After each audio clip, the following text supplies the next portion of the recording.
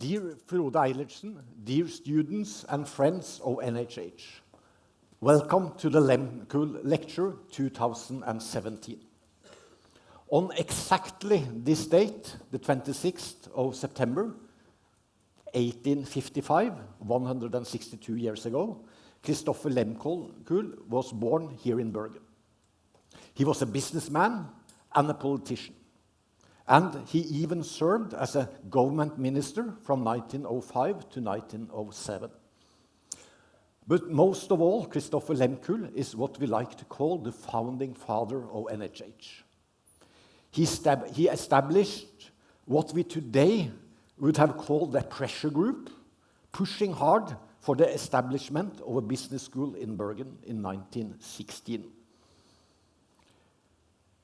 The government agreed to this suggestion already in 1917, and after a slight delay in government planning, I guess, NHH was established some years later in 1936. Christopher Lehmkuhl was a visionary man. Still, it is hard to imagine that he even thought about the mega trends, the technological innovations, and the international competition that would take center stage for education and research at NHH at the current stage in 2017. Thus, I would direct my attention to another very visionary person, Mr. Frode Eilertsen. Dear Frode, we are honored that you accepted our invitation to give this year's Lehmkuhl lecture. You have had a splendid career in the US and in Norway, in the tech business, digital media development and innovation, venture capital and startups. You have worked for McKinsey and Schibsted as executive president for digital transformation and CEO of Schibsted Product and Technology. Recently, you have founded the Crux Group.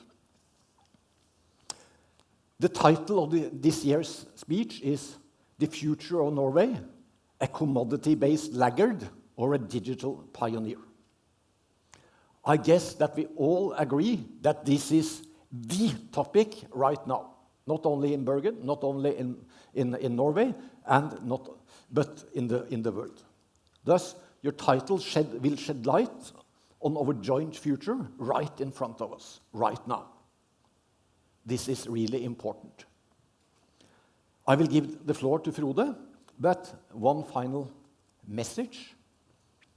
You will have the opportunity to send in questions by SMS, and the number will appear now and then in the right and left side. So please note the number as it appears and send your questions. We will, of course, then come back to the questions in the Q&A session towards the end. Please, Frode.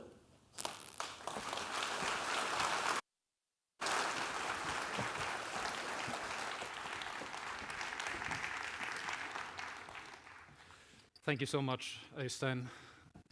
Dear faculty, students, distinguished leaders of business, politics, and society at large, it is a pleasure and an honor for me to be standing here today to deliver this year's Lehmkuhl lecture. This is a time of great change. It's a time of unprecedented challenges. So, there's never been a greater need for great leadership. And that's why I'm extremely excited about being here at NHH, the premier leadership development institution in Norway, to share my thoughts about the challenges and the opportunities that the future holds. So today, if this works,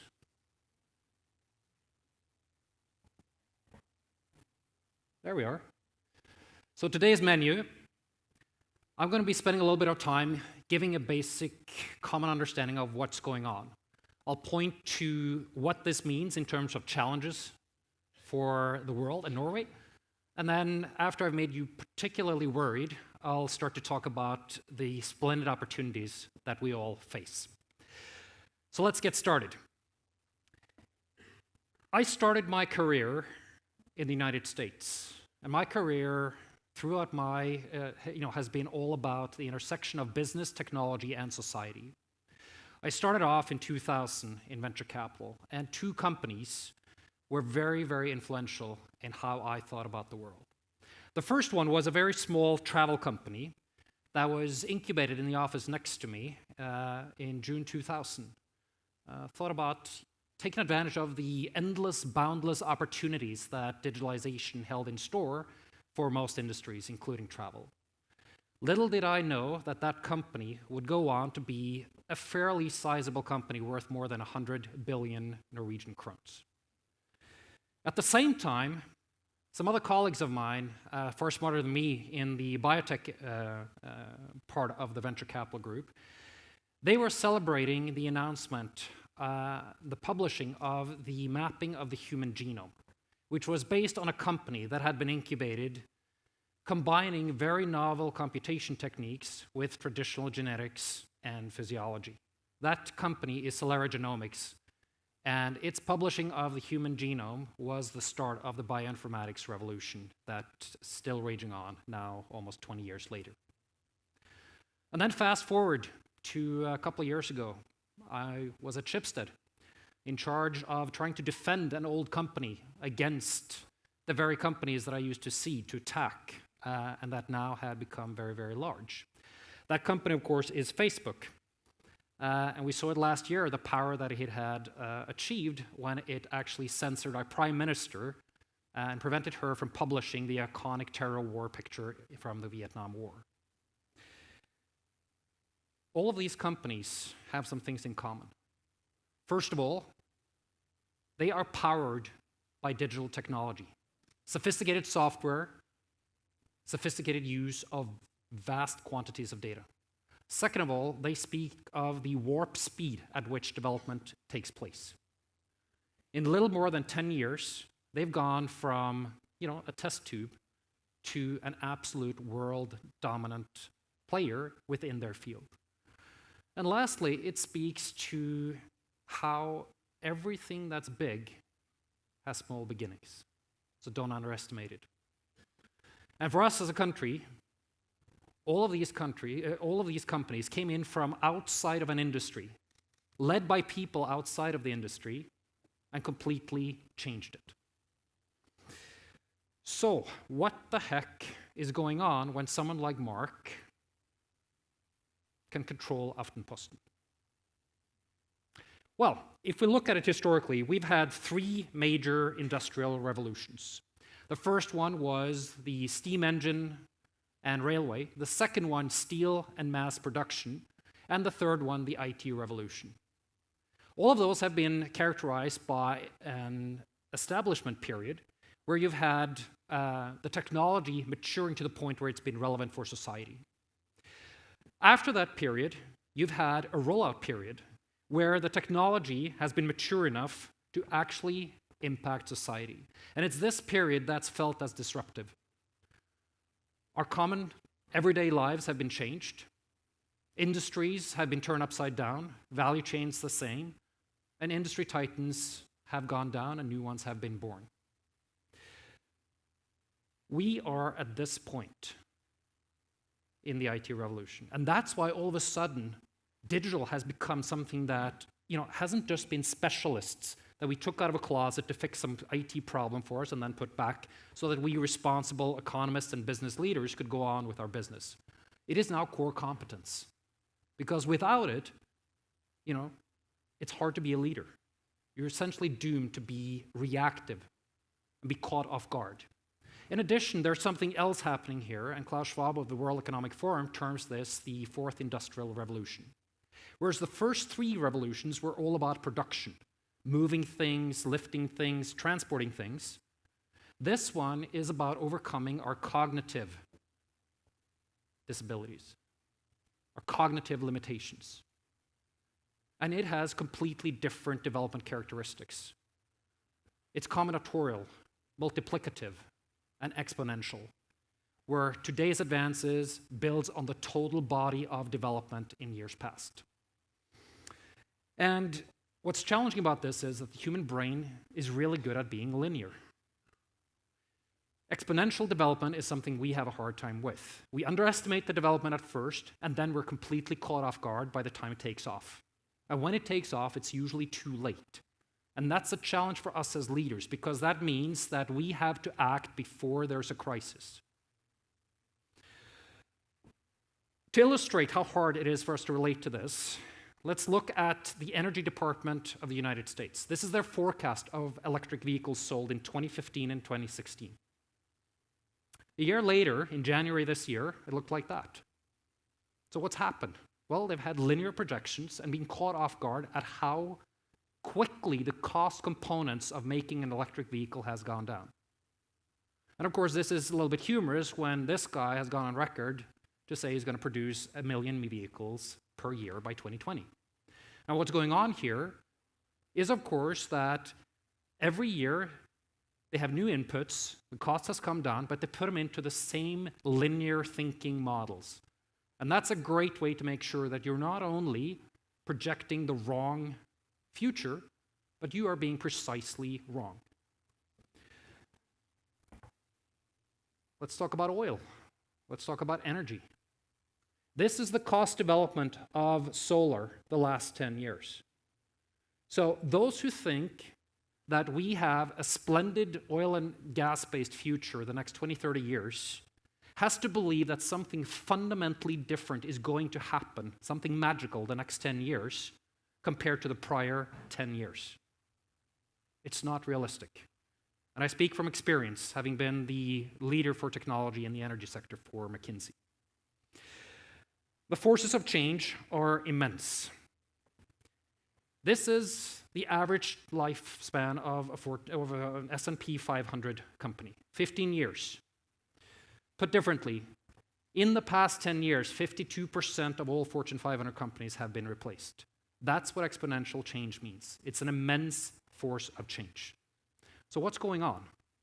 Lots of buzzwords are being used, lots of expressions by futurists and others. This is my attempt of trying to put it all together in one page. First of all, sensors leads to Internet of Things, leads to lots of data, big data. We finally now have the processing power to analyze these data real time, and that changes the value of data. It goes from reporting after the fact to being something used for decision-making real time, to being something used for automation real time. And when you have a network, the cloud, actually able to communicate these results and make them available to anyone, anywhere, anytime, that's when you unleash this. It is that combination, enough data to train the artificial intelligence algorithms, that's actually more than 20 years old. It's the computational power to make the results useful in real time, and the network to make them available that, for example, makes a self-driving vehicle possible. In addition to that, as if that wasn't enough, we have some things that accelerate. Network leads to things and people being connected, which leads to network effects. And network effects means tempo. When you really think about how fast it takes to reach 50 million customers, the time has been greatly compressed. And it just continues. Angry Bird, 35 days, and you know what's coming. Pokemon Go. Now, put differently, if it takes just 10 days for 50 million people to change their preferences, then annual budget and strategy processes are fairly inadequate as managerial tools to respond to this change. The network effects gives rise to open source. Now, open source means cheap. It means that you can leverage the work of millions of other people for free in your work to build a new product and sell it. And when you combine that with advances in materials technology and nanotech, you get 3D printing. Now, 3D printing is not printing cute little plastic gadgets someplace. We are talking about decentralized industrial production. This one, printing a bridge in steel over a canal in Amsterdam earlier this year. So 3D printers means that something is fast because you can go into the room next door and get the result of your product instead of sending it to China and get it back weeks or months later, and it's really, really cheap. And in sum, it's never been easier to kill established business. So what does it mean? Several things. Number one, tech is truly eating the world. Lots of people love to use these examples, Uber and Airbnb. I'm a little bit tired of them, but they're instructive in the way that these are technology companies that just happen to pick the hospitality and the transportation sector. They might as well have switched roles and gone into their respective sectors. But they are really good at software, incredibly good at the sophisticated use of data, and that trumps industrial knowledge. That's how we thought when I was a venture capitalist as well.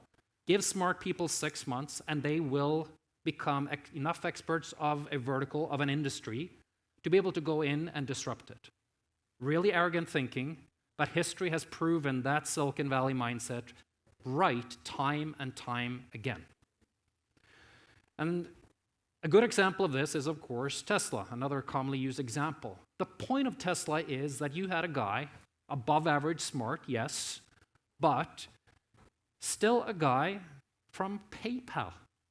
Knew nothing about cars, and that didn't prevent him from learning fast and then going in to rewrite all the rules of that business. If we look at renewable energy, even Statoil's dream of the subsea factory, it's all driven by sensors, large amounts of data, remote control and automation, and sophisticated use of artificial intelligence. And of course, the same thing goes for the services and products that touch us. Tech is eating the world, but so is artificial intelligence. There is a new oil, and it is data. It has profound implications, not just for our products and services in everyday lives, but also for our job situation. 45%, including high-skilled jobs, are going to go away. We are talking about doctors, we're talking about lawyers, and yes, we are talking about economists. Replaced by AI. And tech is eating the world to the point where 99% of all future growth between 2015 and 2025, according to McKinsey, is going to come from disruptive technology innovation. That's good news for you and me. It means that we have lots of great products to look forward to. It's really bad news for established business, because if there's one thing history has proven, it is that they're really, really bad at it. Lots of people love to quote Darwin. Survival of the strongest, survival of the smartest. Luckily for us, they are wrong. It's survival of those most adaptive to change. And this is the reason why it's so hard for large established organizations to respond to radical change. I was a research assistant for Professor Clay Christensen at Harvard that coined the term disruptive innovation. So I've seen the empirical evidence of how hard it is. But it's not just theory. I led the digital transformation of Schibsted, one of the most digitally advanced companies, not just in Norway, but also in Europe. It's actually Europe's largest internet company with 250 million people. Many people don't know that. And I know how hard it was even for Schibsted. And if it's hard for Schibsted, it means that it's going to be incredibly hard for most established businesses in Europe. So we're facing unprecedented creative destruction. Concentration of money and power like never before seen. Best example of that is to look at the world's 5 most valuable companies in 2006. It was a bank, 2 oil companies, an industrial conglomerate, and a tech company. 10 years later, it's a lot of blue. Tech has taken over. I don't think it's a better illustration of just how much technology is taking over the world. Wherever technology companies go in, they take the majority of the profits. Now, why is that? Well, first of all, in the digital world, it's a winner-takes-it-all economy. Look at groceries. You have geography as a reason for fragmentation. You have local customs. You have language. Online, it would be really abnormal for there to be more than one player. And so if Rema 1000 or Co-op believes that history is going to play out the way it did offline, I fear they're in for a big surprise. The other part is global competition. There are no boundaries. Language, local regulation does not prevent these companies from entering this space. And as Christopher Harness in an earlier part said, to think that you're going to compete with the big giants in their core territory, that's folly.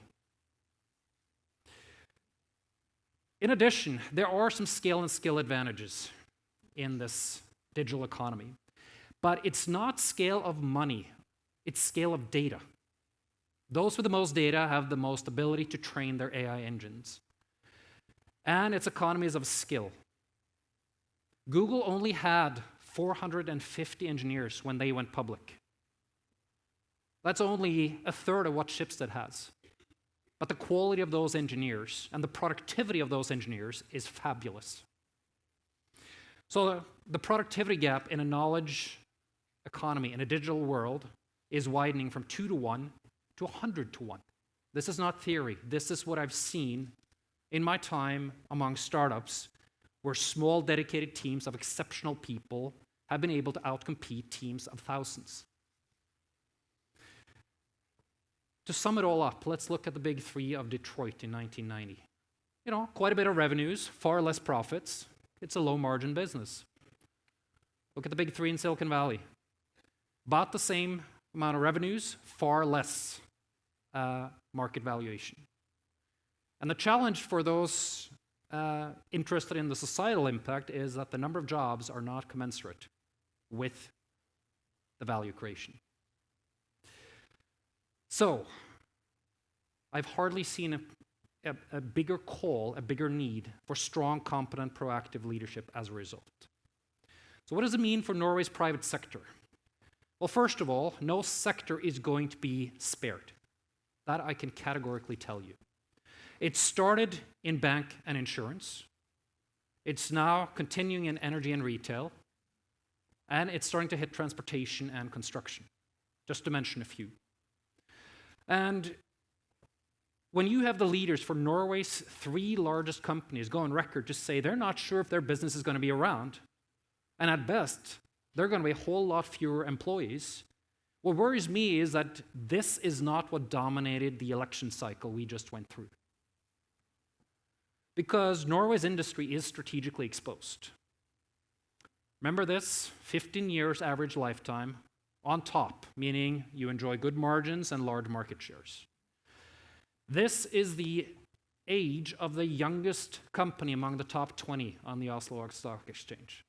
There alone is a burning platform for Norway. We have failed in our industrial policy to bring forth another large industrial locomotive the last 25 years.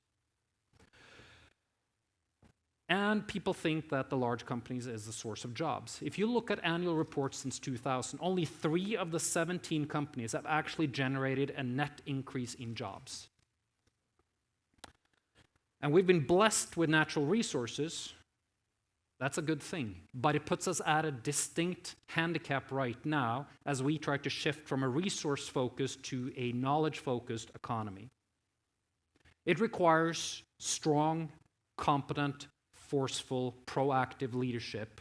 Otherwise, we are going to stay put as a resource-oriented nation in gradual decline.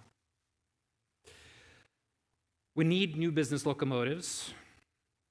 The source of jobs is there. The source of future value creation is there. And I spoke about how big companies are really bad at disruptive innovation. The same can be said for public sector. It's threatened. It's threatened by private alternatives offered by global giants that can deliver something far better and far cheaper, independent of what Norwegian regulation may say about it. And we're threatened by the lack of financing because the jobs and the tax revenues accrue elsewhere. So how do we ensure political control? Let's look at tax. Facebook paid 500,000 krones last year in taxes. That's far less than most people in this audience, I would guess, well, except students. Contrast that with VG, that pays 25% corporate tax on their profits. It's a lot less money to fund the welfare state with. If we also look at the cost side, if the functionality for the future digital public services is delivered by these guys, then they're going to charge. And they're going to charge either us as citizens or the Norwegian government license costs. So revenues decrease, costs increase. It's not a lot of money to fund the welfare state. And ultimately, this is a question of, is it our prime minister or the head of Google that dictates the future development of such core functions as healthcare, education, transportation, etc.? Because this is real. When we all run around with sensors here, more and more sophisticated, that stream their data to an artificial intelligence engine somewhere, most likely in the United States, that then processes that and is able to offer more precise, more preventive, more predictive diagnosis, and you couple that with therapeutic drug treatment that's increasingly and cost-effectively tailored to each and every one of us and to our gene code, then we're describing a system that for everything except traumatic surgery can operate from abroad independent of what Norwegian regulators say about that. This is real. The people I used to work with in Boston predict that this is going to be the case within 5 years. My former computer science professor is the head of MIT's Artificial Intelligence Laboratory, and she's a lot more concerned than the people I meet in Norway about this. Same goes for education. It's easy to envision a future where it's more important to get a certified degree from Coursera than from NHH. And transportation. We subsidize electric vehicles with billions, but we haven't converted that into a single knowledge-based job in Norway. Now for Norway, we have some challenges. Even without this technology shift, we have to compensate for the loss of future oil revenues. So we have to double our land-based exports. That's no small feat. Our oil fund is completely weighted into yesterday's winners, to put it politely, tomorrow's losers. Publicly traded companies, no private company ownership whatsoever. And the easy way to look at this and how weighted we are to the established is to look at how, even among the publicly traded companies, we are weighted towards the old industry. We own more of Shell than we own of the world's largest wind producer. We own 10 times more BMW than Tesla. How's that possible? We own more of an old newspaper company than of Facebook, and we own more of an old-fashioned retailer than Amazon. I could mention many other examples. And to the top of that, we lack the financing tool for knowledge-intensive ventures. We have lots of seed funding, we have lots of private equity, but we lack ambitious, competent venture capital, which is the financing tool for technology-based ventures to become large cornerstone companies. The result is a burning platform. A technology shift without precedent, private sector that is uniquely resource-oriented, a public sector that risks disruption, and an economy that urgently needs new growth and job creation. So what can we do now that I've made you sufficiently concerned? Someone like me doesn't spend, one's life in and around innovation if I didn't fundamentally view the glass as half full, if I didn't believe that the future could be brighter. But it's important that we have the right diagnosis so that we don't treat cancer as a flu. It's curable, it's fixable, but we have to have the proper and sober realization of the situation. Because the most important thing that we can do is to act with urgency and in time. We do not have time for a crisis to hit. Just think of how much has happened in the last 6 years. People laughed at the prospects of renewable energy, and Qatar was preparing to export gas to the US. And today, US is a net exporter of gas. Facebook was a startup, hadn't gone public. There was only one tech company among top 5, and the prospect of artificial intelligence and self-driving vehicles was deemed ludicrous. That's how fast it goes. So the starting point is that startups is the source of future value creation. And our task and our challenge as a nation is to turn a cornerstone company into a large giant. We are well positioned. That's the exciting part. You know, we have many advantages. Of course, our education level is one. We have a highly competent tech industry. We have great engineers. And we are world champions when it comes to digital consumer electronics. As consumers, we have no equal. We have the latest gadgets. We use the latest set of services. We have a high degree of trust. And we have short distance between citizens and subjects on the one hand and decision makers on the other hand. It's quite remarkable. I don't know of any other nation that has these characteristics. And we're transparent. It's easy to coordinate across traditional boundaries. It's easy to validate concepts that require critical mass. These are all advantages that we have as Norway.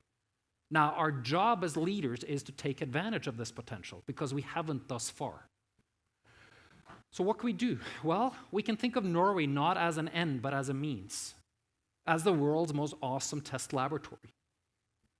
Think private-public partnerships. I mentioned healthcare, education, transportation, and energy. Well, they require regulatory innovation. They require access to the problems that the public often sits on. And the private sector has the competence. And if we do this not as a project, but as a first customer implementation, then there's no reason why we can't scale those products and services out to the rest of the world after we validated them in Norway. The same goes for pan-industrial cooperation. You know, if you look at our bank sector, so many of the things that we are proud of were actually cooperative endeavors between the different players in the industry. We ought to take that model, learn from the banks, but this time do it with a global ambition and do it in a lot of sectors. And of course, service innovation, to test out new, useful, everyday services. That's the story of Finn, that was pioneered in Norway and then exported to the world and turned Schibsted into the world's largest classified provider. And of course, our offshore. We still have a long, bright future there if we really play our cards right. So, how do we turn this prospect, this potential, into reality? I'm not going to get into politics here, but I'll just point out that there are some things we have to do in order to make it attractive for people to start companies, and in order to make it attractive to attract the best and the brightest people from all over the world. We are not there, and government can do a lot. The government can also do a lot just by embarking on a forceful, ambitious digital transformation. The government spends 462 billion crowns a year on procurement. What if a fraction of that was used on startups? Then we wouldn't have a funding issue in Norway. And we need an industrial policy. And we've done this before when we found the oil. Let's get a petroleum law for all knowledge-focused industries.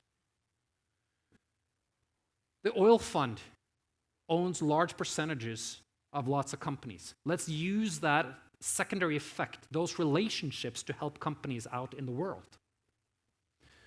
And let's be specific about and use our wealth to invest to build strategic competence of critical mass in important areas. And lastly, we need venture capital.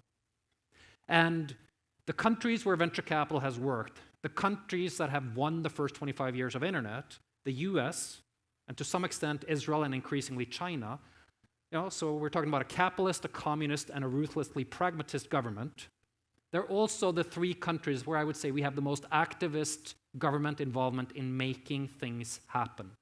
So, independent of ideology, I don't see how we're going to succeed without the government helping fix the funding shortage we have right now. So, we have a huge shift. We have immense opportunities, but leadership is needed. Leadership is wanted. So I'm going to finish off this lecture with some personal reflections. I've been a venture capitalist, I've been an entrepreneur, I've been a large company executive, I've been a management consultant. I've made so many mistakes. I've seen people make so many mistakes. But occasionally, I've gotten some things right. And I've been so privileged to see many people do wonderful things. So, final thoughts. What specifically can one do? Well, first of all, I think it's essential to attract and then integrate talent the right way. To think that you're going to transform your company without changing your culture, that's not realistic. You will not succeed. If you're going through a digital transformation, you have to renew the organization. If digital and technology matters, then you need to bring people with that background into the leadership teams. To transform based on the same people you had, it's not possible, no matter how smart and accomplished they are. Separate disruptive and incremental innovation.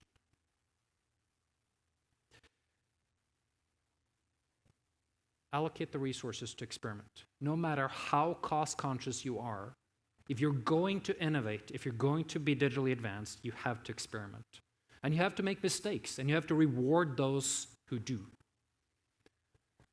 Of course, you have to pursue performance, but never milk. Do not sacrifice long-term investments for the purposes of delivering near-term results. And capabilities. Invest heavily in those capabilities that help you predict what's going to happen. And as leaders, 3 pieces of advice. Every one of you have the ability. That's not the problem. But to succeed, you need to have the will, because a lot of effort is required. People succeed, organizations succeed in this transformation if you have leaders with the ability and the will. What's your vision? Are you content with trying to understand what's going on, or do you want to shape it? Both are viable strategies, but if you're content with understanding it, then you need to be prepared to act incredibly quickly. And mental models. The 4th Industrial Revolution will require you to leave behind a lot of the things you were taught back in school 20 or 30 years ago. You have the ability, but do you have the will? Because you need to leave a lot of mental models and renew many others if you're going to succeed. Risk assessment. Do you understand the risk of not doing something? Most risk assessments I've seen don't factor that in. So those are my parting thoughts. We live in exciting times. It's great change, even greater challenges, and there's never been a greater need for leadership. Thank you very much.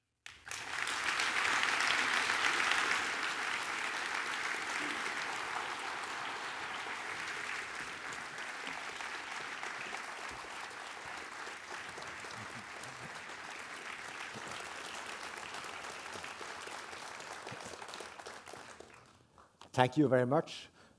We will open up for a Q&A session, and we will do this in different ways. First, we will have some questions from what we heard during the sessions, and you can actually vote on what questions you want to have want to see answered. So let's see if we can get the first slide with the options here. And you can then go on, vote for what question. You have to use your cell phone, of course. Do you really want to hear the answer to? And I know that Frode has the answer, but you cannot give answer to any questions. But as you vote, I will give you one of your favorite questions right away. And that was expected, and I guess at least, and it popped up in the flow of questions. And the question is, I guess, inspired by our Norwegian Productivity Commission, because if you read the Productivity Commission, you very easily or very quickly observe that productivity, the way we measure it, output or GDP divided by the number of man hours, is actually very low. So where are the robots? Yeah, I guess it wouldn't be realistic to be among a lot of distinguished macroeconomists without getting that question. It is a very interesting puzzle. Some of it, obviously, is consumer surplus. So a lot of the services, a lot of the efficiency is not measured because it's used to improve the quality of our non-work life, for sure. You know, when you save several hours a week buying groceries from Colonial, you know, that will not show up in any measure of productivity. But I agree with those that say that that's not the story. I think it's more interesting to look at two other places. One is the potential of the services sector. There has been some complacency of the biomodal effect, of course. So we've taken out the productivity of the third industrial revolution through production. Then we've shifted people and salaries over to services. And services have not really gone through much of a revolution. This is where, where AI is going to hit hard. But the third thing is, and you know, I shouldn't be so blunt, but why the heck not? Lots of people talk about how efficient and flat and modern Norwegian companies are. It's simply not true. Then they really don't understand how Google and Facebook operates. And this is not just theory for me. I saw it at McKinsey, you know, where we served a lot of clients. Norwegian companies have a lot of productivity left to be taken out. In addition, you know, you would think that a digital transformation is about people, about technology, but it's not. It's about how a corporate enterprise works. I hired the head of HR from Google Europe. And seeing him and his approach to people operation, that they called it couldn't be further from the way traditional HR works in a traditional Norwegian enterprise. The accuracy, the way they're data-driven, the efficiency of their processes, the way that they're able to optimize talent development. So the productivity of every single part of the way a Google or a Facebook works is miles away from the average Norwegian enterprise. We have a lot of productivity left there to take out. Thank you very much. Now we have the result of the first poll for the question you really want to hear the answer to. And the winner was the green alternative regarding future labor markets. How will tech change affect what we work and how we educate people? The last part is actually quite interesting for me. So, well, let's start with how, you know, what we work on. And let's talk about business. You know, I think of myself. So I studied law, engineering, and economics. All the laws have changed. All the technology that I studied is completely antiquated. And most of the theory around organization and microeconomics and leadership is outdated because it was basically the first three industrial revolutions of managerial science. Going forward, anything that involves pattern recognition or deeply analytical, you know, work, those tasks will be taken over by AI robots. There's no doubt about it. But, you know, because think about it, like, are you or an AI engine going to be the best one to detect anomalies in a spreadsheet? You know, it goes without saying, it's going to be an AI robot. The same goes for medical diagnosis, as another example. But to put those results into a broader context, to ensure that the right questions are asked, to get the human organism, human organizations, to actually apply this insight, to learn and to use it in the right way, that's going to be really important. So creative skills, EQ, emotional intelligence, leadership, that's going to be even more important. It doesn't mean that you don't need to be really, really good at the analytic disciplines, because you need to make sure that the right things are being fed to the machines, and you need to be able to interpret the result. But I think you need to go broader than just one very quantitative discipline. In terms of the future of education, I think it's going to be a little bit like Michael Porter's definition of strategy. You have to be very, very specific about choosing what you're going to do, rather than trying to cover everything broadly. Because most things can be had and can be used by a fabulous place like NHH from, you know, one of those online platforms. So the question really becomes, what is NHH going to be absolutely superbly excellent at?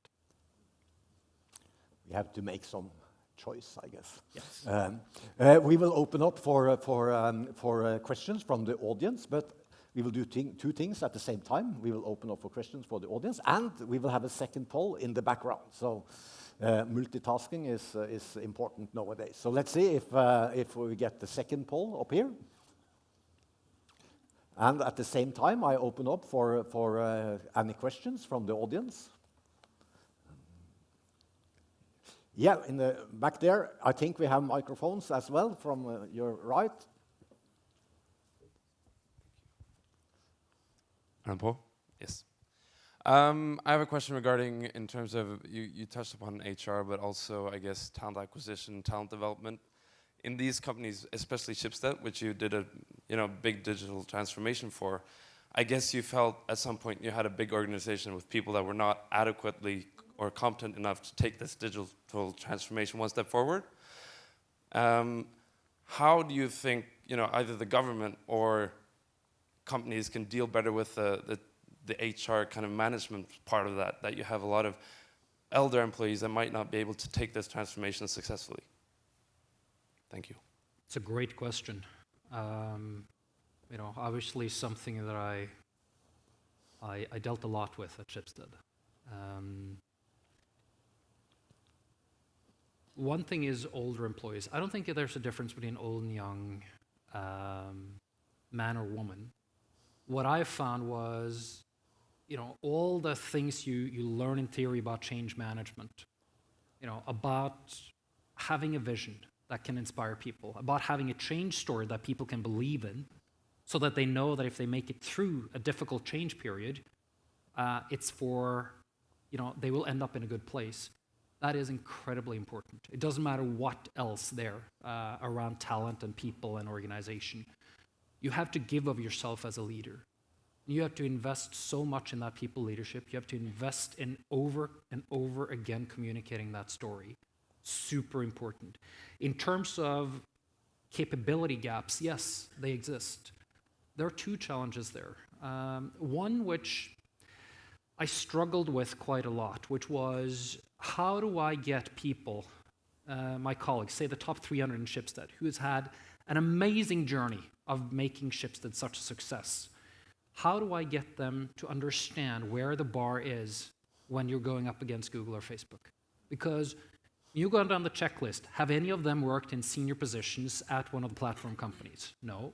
Have any of them worked in heavily funded, capitalized startups with global ambitions? No.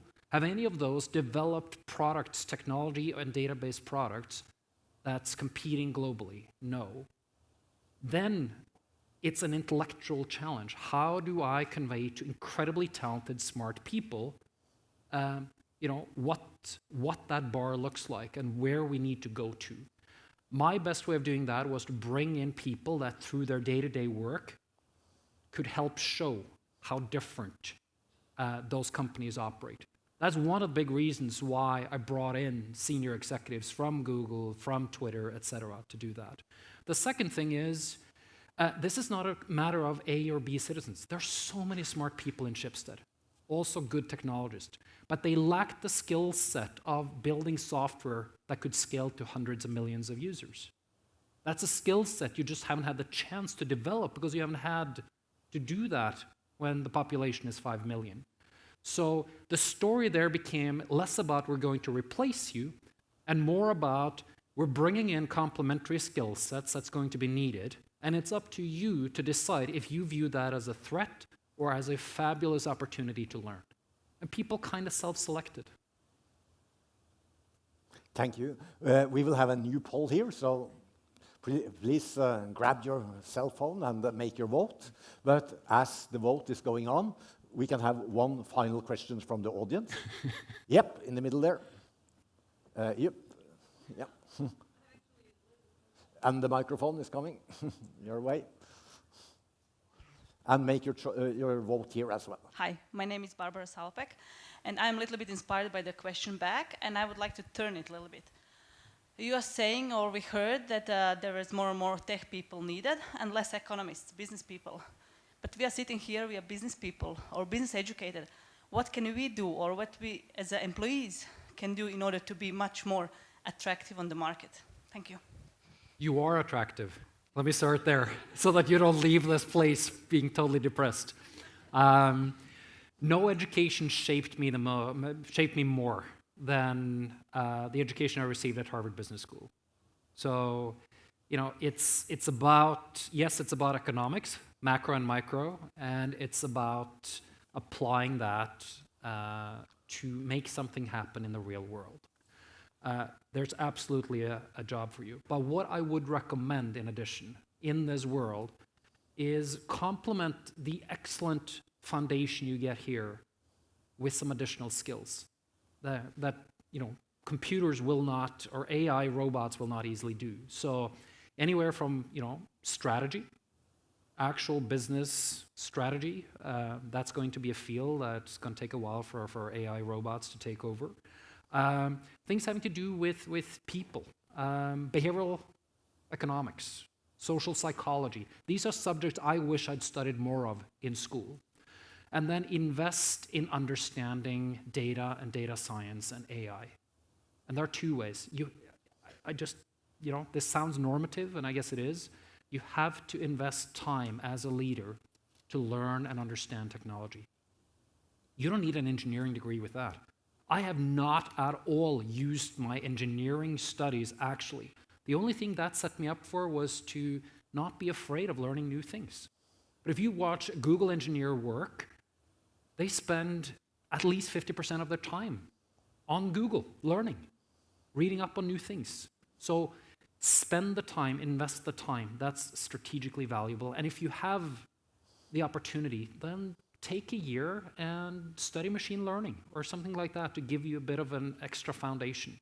I know a young woman here that went to Imperial College to complement her master's from here with a Master of Machine Learning from Imperial College.